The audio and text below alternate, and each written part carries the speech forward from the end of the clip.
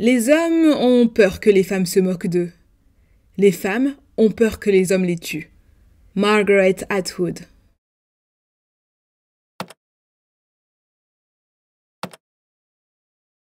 Avant que cette vidéo ne commence, sachez que j'ai une petite surprise pour vous.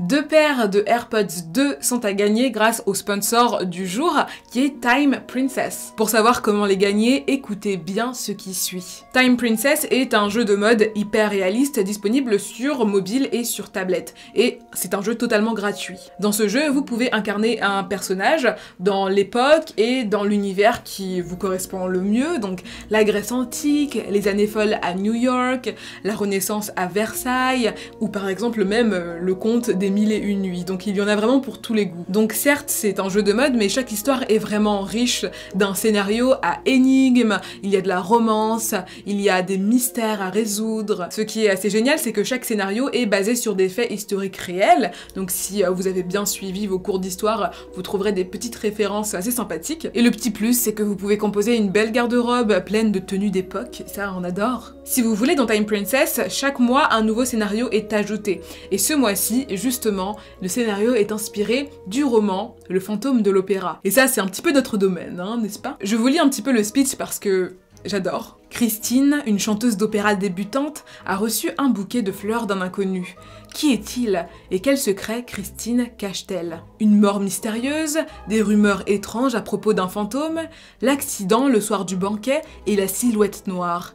Quel genre d'avenir attend Christine? Si vous êtes intrigué par ce petit scénario, n'hésitez pas à télécharger le jeu tout à fait gratuitement grâce au lien qui sera dans la barre d'infos. Grâce au lien dans ma description, vous pourrez en plus bénéficier d'un pack d'une valeur de 350 € qui vous permettra de progresser plus vite dans le jeu.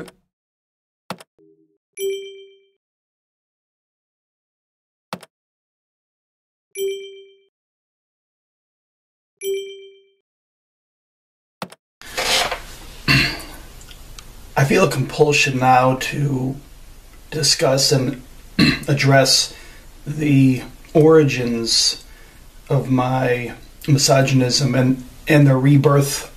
One of my professors was relating the story of a teacher he knew, and he'd given piano lessons to some girl, and she'd made some baseless allegations, but you can't confirm, but you can't deny. But he fought them for years and years. All it takes is, apparently, and I talked about this before, if you offend their sensibilities, they can justify anything. And this one particular student lodged these allegations, and this grown man that should never have had to deal with this fought it for years and years. Finally, the female, once she became an adult, realized she was doing the wrong thing by perpetuating this lie and admitted it. The treachery that a female is capable of when her sensibilities are offended, to me, is astonishing, and why nobody else has emphasized it or addressed it is... Cet homme s'appelle Scott Bearle. Jusqu'à 2018, il publiait régulièrement des vidéos de ce genre sur YouTube. Le 2 novembre 2018, l'homme de 40 ans s'est rendu dans un studio de yoga à Tallahassee, en Floride, et a ouvert le feu. Il a tué 2 femmes et blessé 5 autres personnes avant de retourner son arme contre lui. Malheureusement, Scott Bearle n'est pas un cas isolé. La technologie a rendu possible la coexistence de tout individu sur la planète Internet, là où, semble-t-il, il n'existe aucun moyen de réellement nous atteindre. L'intention première des réseaux sociaux était de nous rapprocher, de créer des connexions qui n'auraient pas pu être possibles autrement. Certaines n'auraient en effet jamais dû avoir lieu. Il existe un dark web référencé par la plupart des moteurs de recherche, à notre portée sur la plupart des réseaux sociaux. Un web visible mais qui se cache, celui des Black Pillars. À la jeunesse des Black Pillars, un site web créé en 1997 à l'initiative d'une jeune femme canadienne du nom d'Alana. En racontant son histoire sur Internet, Alana espérait fédérer une communauté à son image, créer de l'entraide entre des individus qui, comme elle, peinaient à développer des relations amoureuses. À l'époque, il n'existait ni réseaux sociaux, ni sites de rencontres pour pallier la précarité affective et sexuelle. Le site web Alana's Involuntary Celibacy Project est donc très vite devenu un espace convivial où se confier et partager ses réflexions sur son célibat. Alana a finalement décidé d'abréger le terme Involuntarily Celibate en Infcel, puis en Incel sur la suggestion d'un utilisateur du site. À l'origine, le terme incel désignait simplement ces célibataires involontaires qui peinaient à avoir des relations amoureuses ou intimes. Ils constituaient une communauté très diverse, riche de différentes identités ethniques, de genres et d'orientations sexuelles différentes. Il y avait probablement déjà quelques personnes colériques, a confié Alana au journaliste de BBC News. Certains hommes étaient un peu ignorants, oubliant que les femmes sont des êtres humains uniques et individuels. Mais en général, c'était un lieu de soutien. Problème, cette minorité hargneuse, composée en grande majorité d'hommes, a continué au fil des années à détourner le message original. Il faut faire une différence entre incel et blackpillers. Ce sous-groupe agressif se repose sur des théories se voulant scientifiques. On parle de la Black Pill Ideology, l'idéologie de la pilule noire. Le Black Pill est une philosophie selon laquelle le désir sexuel féminin est très rigide et que par conséquent, les problèmes relationnels des hommes nécessitent des solutions systémiques plutôt que personnelles, si tant est qu'une solution existe. Il est apparu en opposition au mouvement Red Pill, qui promeut plutôt l'amélioration de soi et diverses astuces de drague. Le Black Pill se réfère de plus en plus au lookisme. Pour les Black Pillers, les hommes laids et génétiquement inférieurs n'ont aucune chance d'avoir un jour des relations intimes. Les femmes étant supposées choisir en fonction du physique plutôt que de la personnalité ou de l'effort. Le terme Black Pill a été utilisé pour la première fois en novembre 2011 par un commentateur de blog nommé Paragon et sur le blog antiféministe Dalrock. Paragon a déclaré que seule la pauvreté de masse pourrait résoudre les problèmes systémiques de précarité sexuelle des hommes. Ayant des difficultés pour rencontrer des femmes au Canada, Paragon avait quitté le Canada pour les Philippines, un pays moins prospère, et s'y était marié.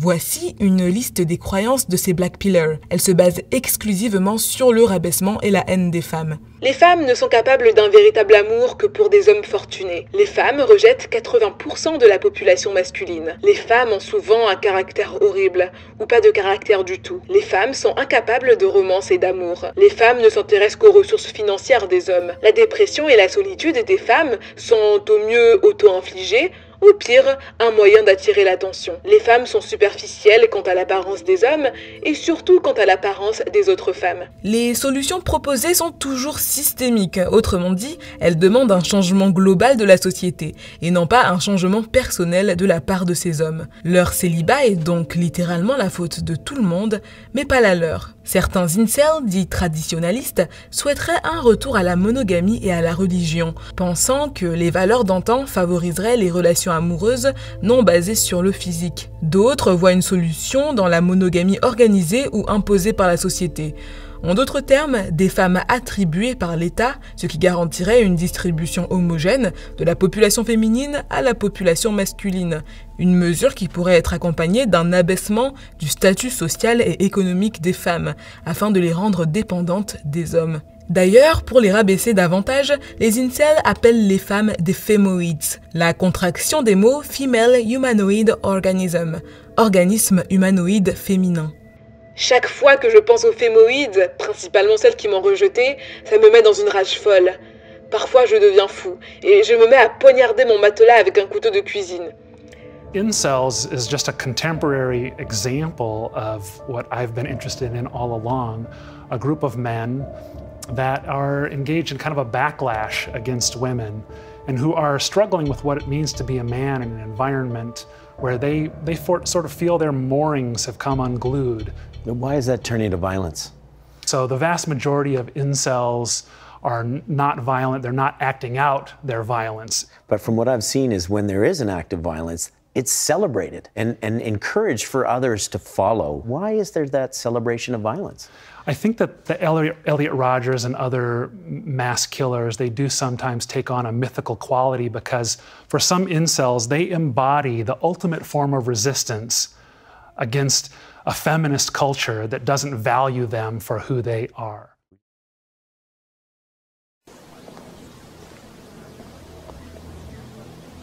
Hey, Elliot Roger here.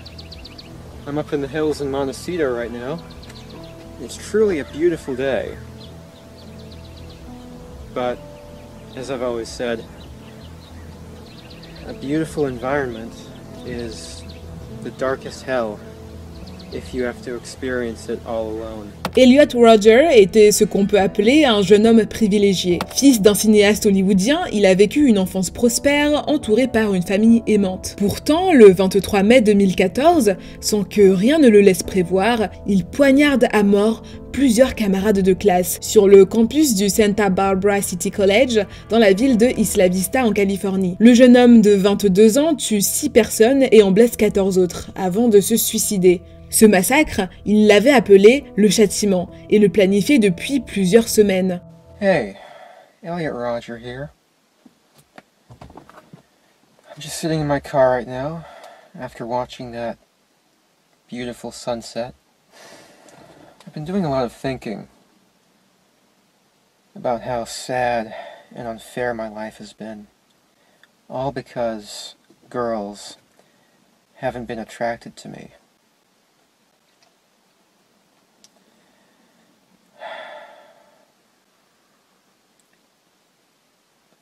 I've been going through college for 2.5 years now, and in those 2.5 years, I've had to rot in bleak and sad loneliness, while other guys get to enjoy all the pleasures of, sex and socializing and partying. I've never had a taste of that, because no girls give me a chance. No girl at my college has ever expressed any interest in me. I mean, you give a chance to all these stupid, obnoxious guys that I see you walking with, but you don't give a chance to me. Why not? I'm such a magnificent guy.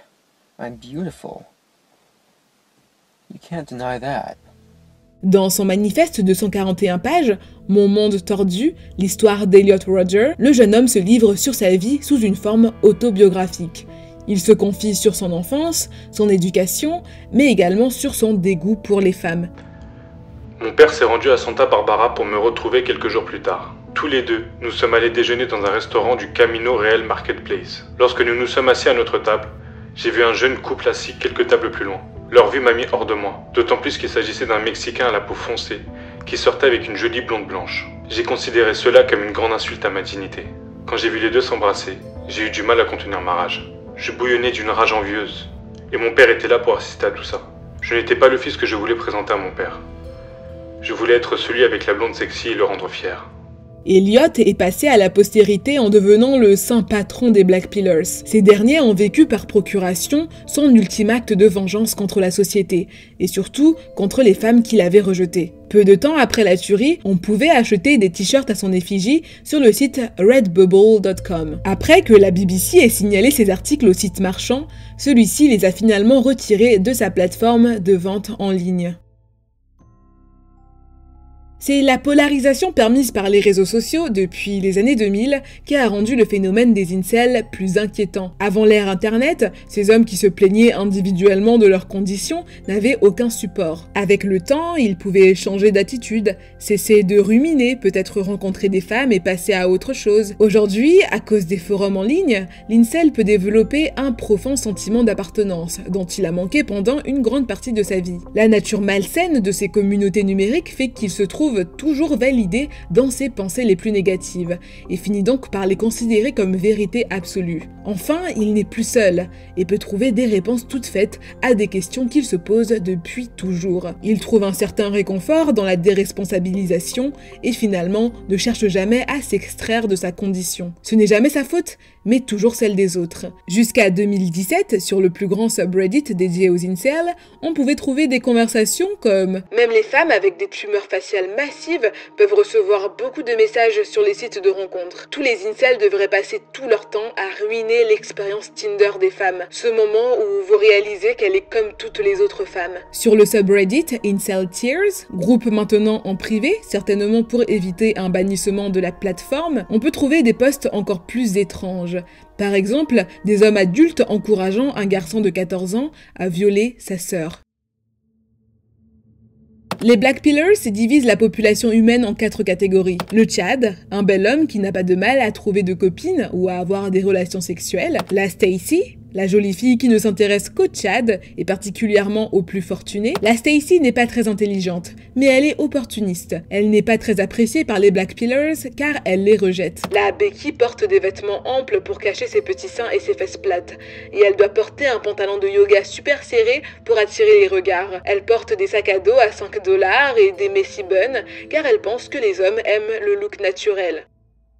Dans un article du magazine en ligne Vox.com, on apprend que sur 1267 utilisateurs du subreddit Brain Cells, 90% étaient des hommes de moins de 30 ans. 80% d'entre eux vivaient en Europe ou en Amérique du Nord. Ce manque de diversité conduit à des théories eugénistes, qui ne sont pas sans rappeler celles prônées par le parti nazi dans les années 20. Parlons par exemple du concept du C-Max. Le C-Max est une pratique consistant à améliorer ses chances de rencontre en tant qu'occidental en se rendant en Asie du Sud-Est. Se rendre en Asie du Sud-Est est un moyen presque garanti d'obtenir une petite amie s'il en a de l'argent, s'il en est de taille supérieure à la moyenne et s'il en est blanc. Les hommes originaires d'Asie du Sud-Est sont souvent associés à des revenus faibles, à une petite taille et à un petit pénis, l'exact opposé de ce que les femmes désirent naturellement. Les filles asiatiques convoitent les hommes blancs, aux allures nordiques. Certains hommes non blancs, comme les Coréens, les Japonais à la peau claire,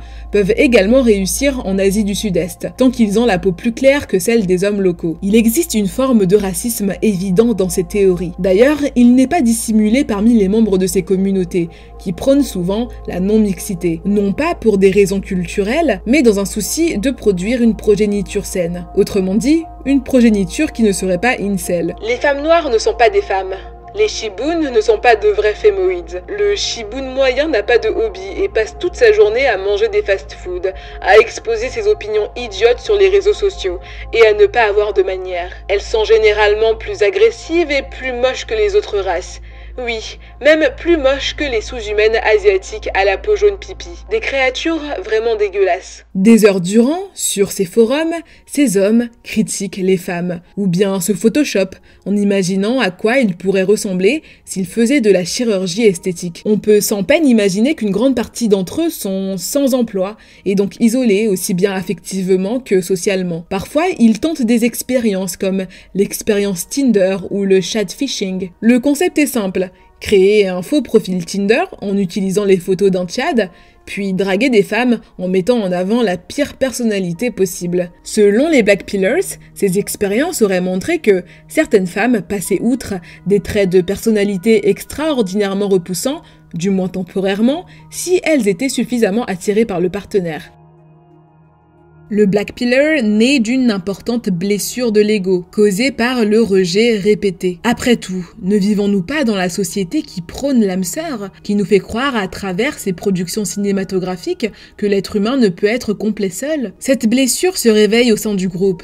Marginalisés mais ensemble, ces Monsieur Tout-le-Monde trouvent enfin la force de s'exprimer et de se défouler sans jamais être jugés. Ce qu'ils ne diraient jamais dans la vraie vie, ils viennent le dire en ligne. Le Blackpiller n'existe jamais seul, il existe toujours dans le rapport à sa communauté. Si le phénomène s'arrêtait à Internet, il serait certainement moins inquiétant. Comment ne pas craindre des débordements lorsque l'on voit ces hommes s'affronter pour la coupe de celui qui sera le plus mauvais avec une femme? Une fille que je noterais 8 sur 10 travaille pour moi depuis aujourd'hui.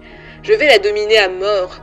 Croyez-moi, je vais tuer sa confiance en elle. D'ailleurs, après Elliot Rodger, il y a eu Alec Minassian. Cet homme canadien vivant à Toronto a fait 10 morts dans une attaque à la voiture bélier le 23 avril 2018. Lors de son interrogatoire, il raconte sa vie amoureuse malheureuse, évoquant notamment un incident déclencheur ayant eu lieu lors d'une fête d'Halloween d'université en 2013. « Je suis entrée et j'ai tenté de parler avec des filles. Cependant, elles se sont toutes moquées de moi et se sont accrochées aux bras de gars musclés. » They had a nickname for him. What was his nickname? They called him Chewbacca. Chewbacca. Yeah. Like from Star Wars.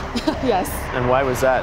Because he had a thing where he would meow at people or try to bite them. But I think he did that because he thought other people thought it was funny, or he was trying to make friends, but he did it in such a way that it just isolated him even yeah. more. She says Minassian was in special needs classes in high school, his odd behavior making him a target. I would walk to my car, and I would just constantly see kids just picking on him, even surrounding him and kind of provoking him into making those meowing noises. Quelques minutes avant la tuerie, Alec Minassian se serait revendiqué incel, postant ce message sur son profil Facebook. La rébellion incel a déjà commencé. Heureusement, seul un petit nombre d'incels pose un réel danger pour la société. Ce phénomène est d'abord le symptôme d'une société malade et nous oblige à nous poser de réelles questions sur la précarité sexuelle, sur l'isolement et la dépression dans les sociétés occidentales et sur l'éducation donnée aux hommes dans un monde aux mœurs changeantes. Que dire de l'argument principal des Black Pillars? La société nous rejette. D'une certaine manière, la société ne rejette-t-elle pas tout le monde? Il semblerait que la différence entre l'incel pacifique et le Black Pillar soit une personnalité narcissique confrontée à des groupes en ligne radicaux. Une combinaison qui pousse à ignorer les ressources disponibles pour affronter un monde profondément injuste. Cette réalité est une pilule qui a visiblement beaucoup de mal à passer. Je rappelle que 2 paires d'AirPods 2 sont à gagner grâce au sponsor de cette vidéo, Time Princess, si vous téléchargez le jeu avec le lien qui sera dans ma barre d'infos. Time Princess, c'est le jeu sur tablette et sur mobile qui vous plonge chaque mois dans un univers, dans un scénario totalement différent. Et ce mois-ci, vous pourrez plonger dans les secrets de l'Opéra Garnier, alors n'hésitez pas.